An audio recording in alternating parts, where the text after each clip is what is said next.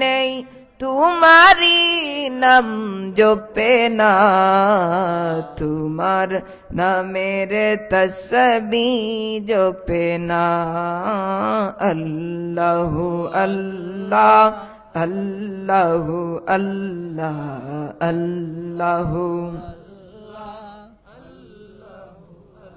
ला अल्लाह अल्लाह ला इलाहा इल्लल्लाह मुहम्मदुर रसूलुल्लाह सल्लल्लाहु आमादेर प्रभु एक नबीर उम्मत जीवन विधाने ঐশী বাণী কোরআন তবে কেন এক নও হে মুসলমান এক হও করিয়া হবান তবে কেন এক নও হে মুসলমান एक हो करिया होबान बैतुल्लाह एक तावाफेर माठे उहुद पहाड़े हाशरेर माठे एकटा तो जीवनी एकटाई मरण एकटा तो जीवनी एकटाई मरण एक साथे मिले मिशे एकटाई प्राण तबे केन एक नও गे मुसलमान एक हो करिया होबान तबे केन एक नও गे मुसलमान एक हो करिया होबान सबाई पड़ी अल्लाहु আকবার আমাদের প্রভুকে আমাদের নবীকে আমাদের কুরআন এক আমাদের প্রভু এক আমাদের নবী এক আমাদের সবকিছু এক আমরা মুসলমান ভাই ভাই আমাদের মধ্যে কোনো পার্থক্য নাই যদি ভেদাভেদ ভুলে গিয়ে আমরা হাতে হাত মিলিয়ে এক হয়ে যাই তাহলে ইহুদি নাসারা নাস্তিক মুরতাদদের মসনদ থরথর করে কেঁপে উঠবে কথা বলেন ঠিক কি না বেঠে সুতরাং মাসলাকগত দ্বন্দ্ব থাকতে পারে ছোট্ট ছোট্ট মাসআলা নিয়ে দ্বন্দ্ব থাকতে পারে কিন্তু আমাদের একটাই পরিচয় আমরা কে মুসলমান আমরা কে আমরা যদি এই হাতের মধ্যে নিলে যেমন শক্ত হয় এমন ভাবে যদি আমরা শক্ত হতে পারি তাহলে এমন কোন মায়ের সন্তান নেই এমন কোন মায়ের সন্তান এখনো জন্ম নেয় নাই যে মুসলমানরা ঐক্য হয়ে গেলে তাদেরকে হারানো সম্ভব হবে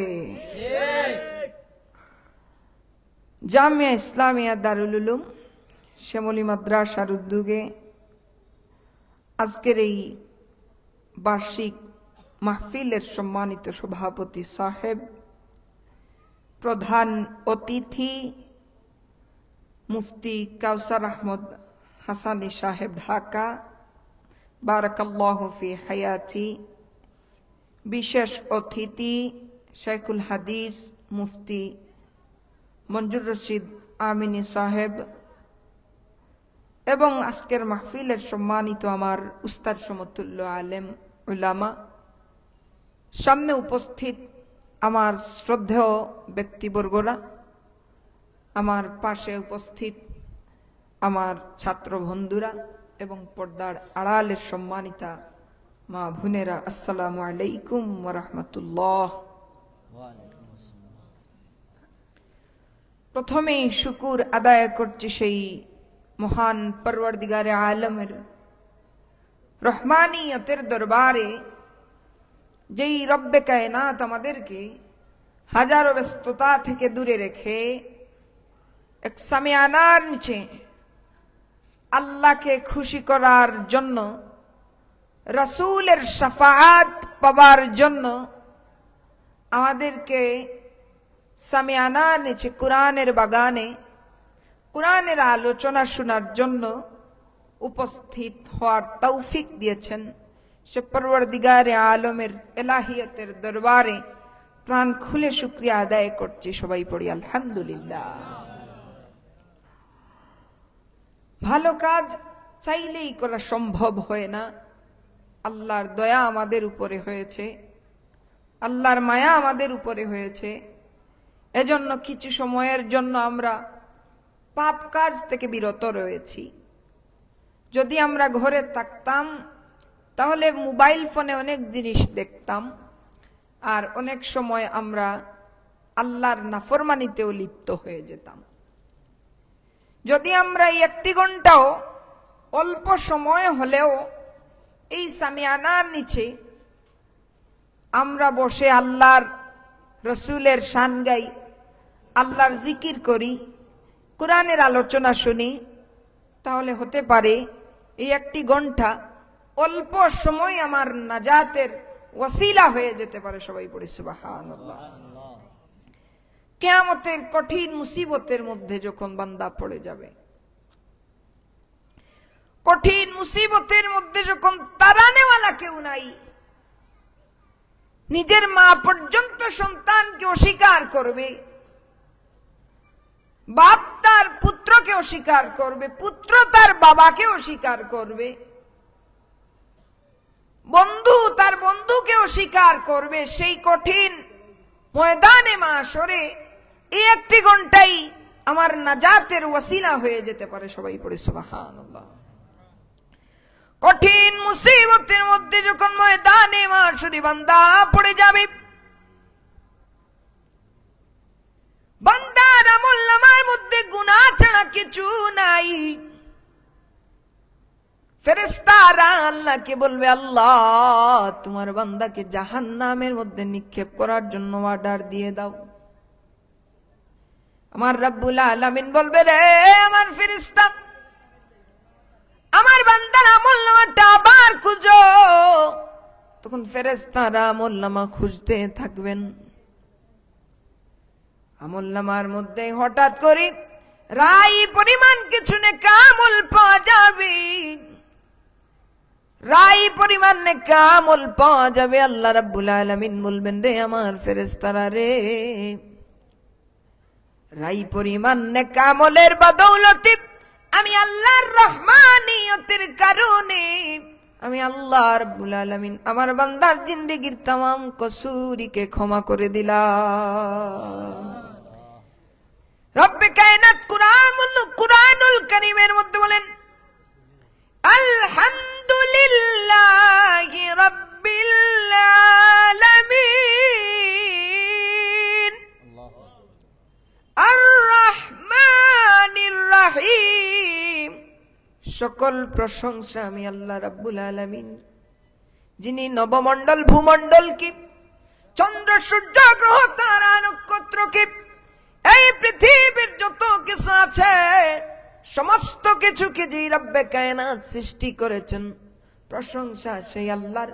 দ্বিতীয় আয়াতে আল্লাহ বলছেন, আর রহমানির রহিম, আমি আল্লাহ রহমান, আমি আল্লাহ রহিম। এ বাবারে, তুমি দুনিয়ার যে সমস্ত কাজের মধ্যে ব্যস্ত আছো, আজকে ভুলে গেছো তুমি দুনিয়াতে কেন এসেছো, তোমাকে আল্লাহ কেন পাঠিয়েছেন। দুনিয়ার রং তামাশায় ব্যস্ত আছো, দুনিয়ার রং তামাশায় ব্যস্ত আছো, দুনিয়া নিয়ে মেতে আছো, কেমনে টাকা হবে, কেমনে পয়সা হবে, এই উপার্জনের পদ্ধতিটা হালাল না হারাম চিন্তা করছো না, নামাজ পড়তেছো না। তুমি দুনিয়ার জমিনে কেন এসেছো এবং তোমাকে দুনিয়া ছেড়ে একদিন চলেও যেতে হবে তুমি ভুলে গিয়েছো বাবারে। কিন্তু যখন তুমি দুনিয়ার জমিন থেকে বিদায় হয়ে যাবে, তখন তুমি আল্লাহর কাছে চাইতে চাইতে চাইতে চাইতেও তোমার কোনো কাজ হবে না। জাহান্নামের তলদেশের মধ্যে কিছু মানুষকে পাঠিয়ে দেওয়া হবে, তখন তারা জ্বলতে জ্বলতে জ্বলতে জ্বলতে হাজার হাজার বছর গত হয়ে যাবে।